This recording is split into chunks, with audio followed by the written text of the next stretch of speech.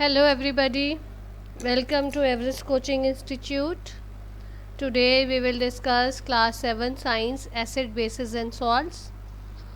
बेटा ये मेरी इस चैप्टर की लास्ट वीडियो है. इसके बाद में जो वीडियो डलेगी वो NCERT क्वेश्चन आंसर्स की होगी.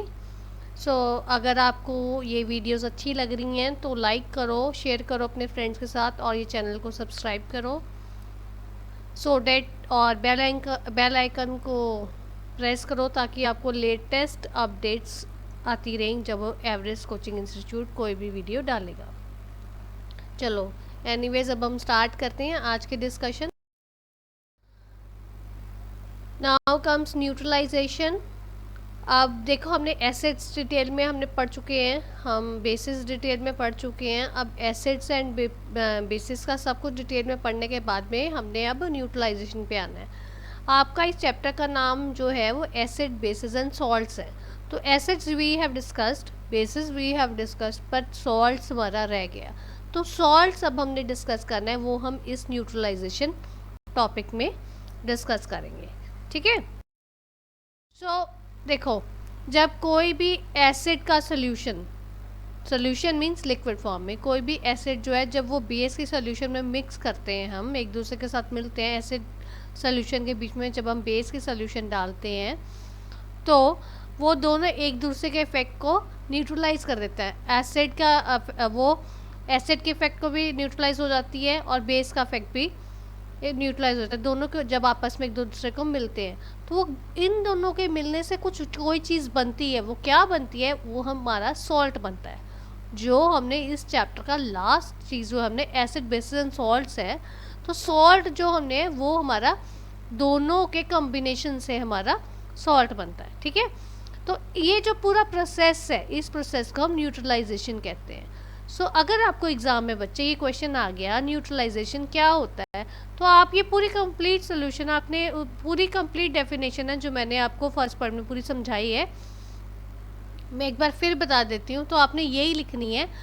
When solution of acid is mixed with solution of base, they both neutralize each other and form salt.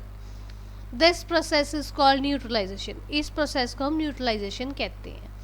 अब देखो जब एसिड और बेस की सोल्यूशन आपस में मिलती है तब सॉल्ट बनता है. तो इसका मतलब जो सॉल्ट होगा ना तो वो एसिड है ना वो बेस है, क्योंकि वो दोनों मिले तो उन्होंने अपनी प्रॉपर्टीज़ लूज़ कर दी. जब उन्होंने अपनी प्रॉपर्टीज़ लूज़ कर दी तो उन्होंने नई चीज़ बनाई, दैट इज़ सॉल्ट. वो जो होता है सॉल्ट जो है हमारा वो बनेगा, वो हमारा न्यूट्रल इन नेचर होगा. यहाँ पे बच्चे मैं आपको एक चीज़ बताना चाहूँगी. आपने 6th क्लास में फिज़िकल एंड केमिकल चेंजेस पढ़ी थी ना, जब आपने चेंजेस अराउंड अस में पढ़ा था, तो उसमें हमने केमिकल चेंज में हमने क्या किया था? केमिकल चेंज में यह था when new substances formed, one new substances formed, उसको हम केमिकल चेंज कहते हैं. सो इट मीन्स जो न्यूट्रलाइजेशन में क्या हुआ, एसिड और बेस जब दोनों कंबाइन हुए तो नई एक चीज़ बनी. कौन सी चीज़ बनी? सॉल्ट बना. इसका मतलब अगर कोई आपसे पूछ ले कि न्यूट्रलाइजेशन फिजिकल चेंज है या केमिकल चेंज है, तो आप क्या बोलोगे? It is a chemical change. ठीक है बेटा. चलो इसी चीज़ को आगे मैं समझाती हूँ. अब जैसे नीचे आपको मैंने पहले इसी आप उसमें स्लाइड में देखो, पहले ऊपर वाली इक्वेशन देखो, रिएक्शन दिए हुए हैं, 2 रिएक्शंस दिए हैं. पहले वाला रिएक्शन में देखो एसिड और बेस जब आपस में मिले तो उन्होंने क्या बनाया? एक सॉल्ट बना, एक वाटर बना और एक हीट. वो क्या हुई? एसिड और बेस आपको मैंने बोला मिलके सॉल्ट बनाते हैं. अब वो लिक्विड सोल्यूशन में है, लिक्विड फॉर्म में है, तो वाटर तो बनेगा ही. और अगर आप उस बीकर को हाथ लगा के देखोगे तो वो बीकर गर्म होगा. इट मीन्स कौन सी 3 चीज़ें बनी? एक सॉल्ट आया, एक वाटर आया और एक हीट हुई. ठीक है. इसे मैं आपको एक और एग्जांपल देती हूँ. जैसे हाइड्रोक्लोरिक एसिड HCl और सोडियम हाइड्रोक्साइड NaOH, ये आप आगे क्लासेस में पढ़ोगे, इनके साइंटिफिक नेम्स, इनकी सारी डिटेल्स.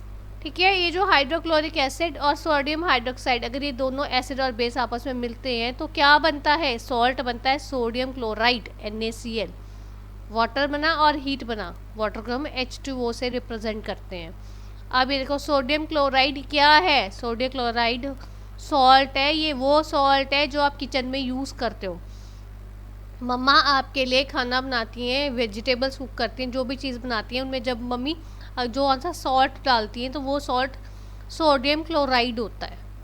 ठीक है, सो ये आपका न्यूट्रलाइजेशन का बेसिक इन्फॉर्मेशन जो थी कि कैसे न्यूट्रलाइजेशन होती है, सॉल्ट कैसे बनता है, और जो ये एक चीज़ आपको बतानी है, न्यूट्रलाइजेशन इफेक्ट में जो सॉल्ट बनते हैं, जो भी सॉल्ट हमारा बनेगा वो ना तो एसिडिक इन नेचर होगा ना बेसिक इन नेचर होगा, वो क्योंकि आपस में जब मिक्स करते हैं तो वो अपनी प्रॉपर्टीज़ जो है वो दोनों छोड़ देते हैं, लूज़ कर देते हैं। So new substances form that is salt, right.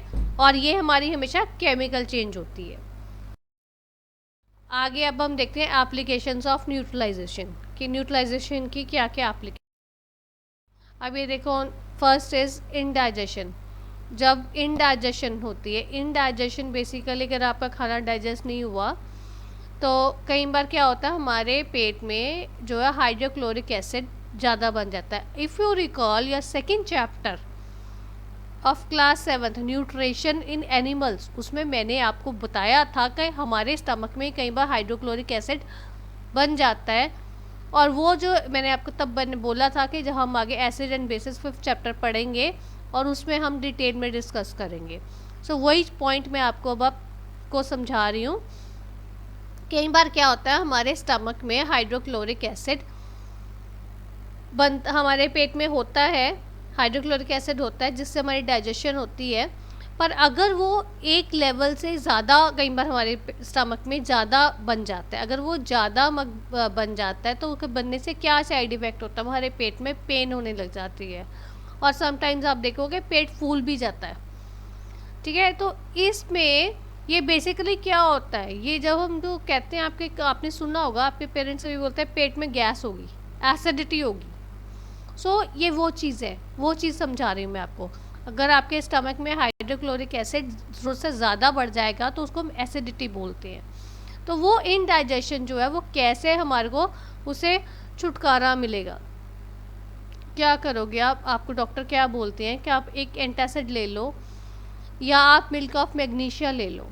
Milk of magnesia में मैग्नीशियम हाइड्रोक्साइड है जिसके ऊपर पिक लगी हुई है, मैग्नीशियम हाइड्रोक्साइड होता है मिल्क ऑफ मैग्नीशिया, ये आपको केमिस्ट से मिलता है। या तो आप ये ले लो, इससे आपकी इंडाइजेशन जो है वो ठीक हो जाएगी, एसिडिटी ठीक हो जाएगी, या आपको ये एंटासिड ले लो। अब जैसे देखो नॉर्मली हम घरों में क्या लेते हैं, या जेलोसिल की टैबलेट ले लेते हैं, या हम लोग वो ले लेते हैं इनो ले लेते हैं, ठीक है ना। ये बेसिकली एंटासिड होता ही ना, तो ये एंटासिड होने के कारण का क्या होता है कि इनमें आपको इंडाइजेशन जो आपकी गैस की प्रॉब्लम होती है उससे आपको रिलीफ मिलता है। ठीक है, ये बेटा ध्यान से सुन लो क्योंकि इस टाइप के क्वेश्चंस आपको एग्जाम में आ सकते हैं। अब हम आगे देखते हैं, आगे आता है हमारा एंट बाइट। एंट बाइट क्या होता है, अब ये देखो पिक में लगा हुआ है कैंट, नॉर्मली हमारे घरों में घूमते हैं ना, कई बार आप देखो घरों में घूमते हैं, या जहाँ पे अगर कोई मिठा गिर जाए, शुगर गिर जाए तो वहाँ पे बहुत घूमते हैं, या नीचे अगर आप शुगर पार्टिकल्स राइस पार्टिकल्स भी पड़े होंगे तभी ये आते हैं। ठीक है, तो एंट बाइट में हम क्या बात करेंगे, ये जब एंट बाइट होती है तो ये बेसिकली क्या करता है, ये एसिडिक लिक्विड एक या फॉर्मिक एसिड जिसको बोलते हैं, ये आप जब काटेगा आपको तो एक एसिड आपके स्किन के अंदर छोड़ देता है जो एक एसिडिक लिक्विड होता है या फॉर्मिक एसिड होता है। अब वो जब आपकी बॉडी में वो स्किन में छोड़ देता है तो उसको न्यूट्रलाइज करना पड़ता है। ये एसिड है, एसिड को न्यूट्रलाइज करने के लिए हम क्या करेंगे, बेस की एप्लीकेशन करेंगे।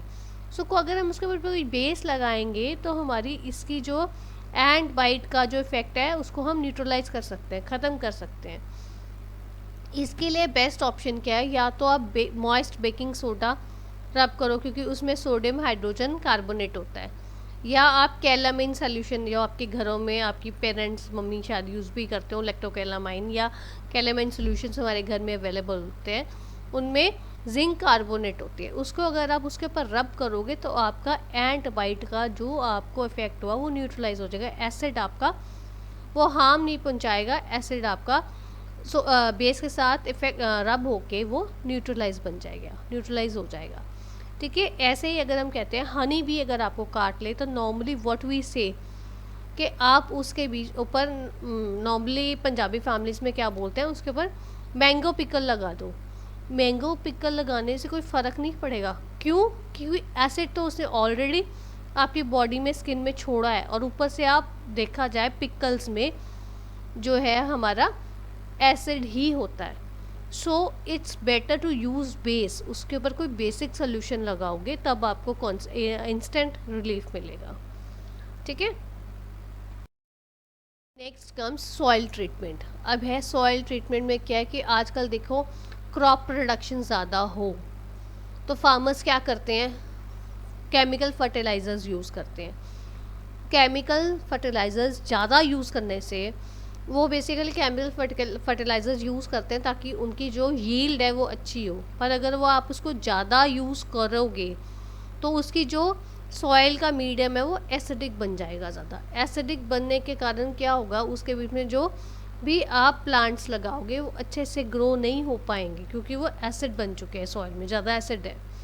सो जब आपकी सॉइल बहुत ज़्यादा एसिडिक हो जाए तब उसके बीच में आपको कुछ ट्रीटमेंट करना पड़ेगा ताकि आपकी यील्ड अच्छी हो। तो ट्रीटमेंट के लिए क्या है, आप क्विक लाइम यूज़ कर लोगे या स्लिक लाइम यूज़ करोगे। क्विक लाइम को हम कैल्शियम ऑक्साइड भी बोलते हैं और स्लिक लाइम को हम कैल्शियम हाइड्रोक्साइड बोलते हैं, ताकि हमारा एसिड का इफेक्ट थोड़ा कम हो जाए। ठीक है। And on the other hand, अगर आपकी सॉइल ज़्यादा बेसिक हो गई है तो उसके बीच में थोड़ा एसिडिक मटेरियल डालना पड़ेगा। एसिडिक मटेरियल डालने के लिए आप ऑर्गेनिक मैटर डालोगे तो वो एसिडिक होगा। ठीक है। उससे आपकी सॉइल जो है वो ना तो ज़्यादा एसिडिक रहेगी ना वो ज़्यादा बेसिक रहेगी, और उसके कारण आपकी जो है यील्ड बहुत अच्छी होगी। आपकी कल्टीवेशन, आपकी क्रॉप यील्ड बहुत ज़्यादा फ्रूटफुल होगी। ठीक है। तो नेक्स्ट अब हम डिस्कस करते हैं फैक्ट्री वेस्ट। फैक्ट्री वेस्ट क्या है बेटा, आपकी जो इंडस्ट्रीज़ और फैक्ट्रीज़ हैं वो क्या करते हैं, उनमें वहाँ पे एसिड बेस सब हमारे यूज़ होते हैं, केमिकल्स वगैरह यूज़ होते हैं। तो वो जितने हमारे केमिकल्स वगैरह यूज़ होते हैं, एसिड्स हमारे यूज़ होते हैं, वो सारे के सारे वेस्ट जो फैक्ट्रीज़ के वेस्ट में होते हैं, इंक्लूडेड होते हैं।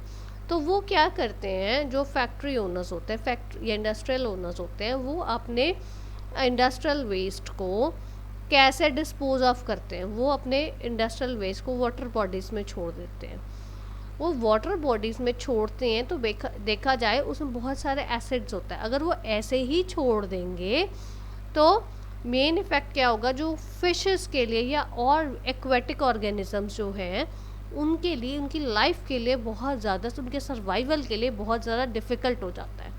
सो उनको इस चीज़ से बचाने के लिए समटाइम्स कुछ फैक्ट्री ओनर्स क्या करते हैं, वो फैक्ट्री वेस्ट को जब वो वाटर बॉडीज़ में डिस्पोज ऑफ करने लगते हैं, उसको फ्लो करने लगते हैं, तो उससे पहले वो एसिडिक in नेचर है, उसमें कुछ बेसिक सब्सटेंस ऐड कर देते हैं। कोई बेसिक सब्सटेंस ऐड करने का क्या फ़ायदा होता है बेटा, जो आपका फैक्ट्री वेस्ट है वो ना तो वो एसिडिक in नेचर होगा ना वो बेसिक in नेचर होगा, वो न्यूट्रलाइज हो जाएगा। तो उसके कारण फिर वो वाटर बॉडीज़ में डिस्पोज ऑफ करते हैं ताकि जो आपके एक्वाटिक ऑर्गेनिजम्स हैं, प्लांट्स हैं या एनिमल्स हैं, जो भी एक्वेटिक ऑर्गेनिजम्स हैं, उनकी लाइफ की सर्वाइवल के लिए कोई दिक्कत ना आए। ठीक है। तो ये था हमारा टॉपिक फैक्ट्री वेस्ट के ऊपर। This is all about today's video. If you feel any difficulty, you find any difficulty in today's topic, अगर आपको कोई भी दिक्कत आती है तो आप अपने कमेंट बॉक्स में आप लिख के भेज सकते हो। Thanks for watching.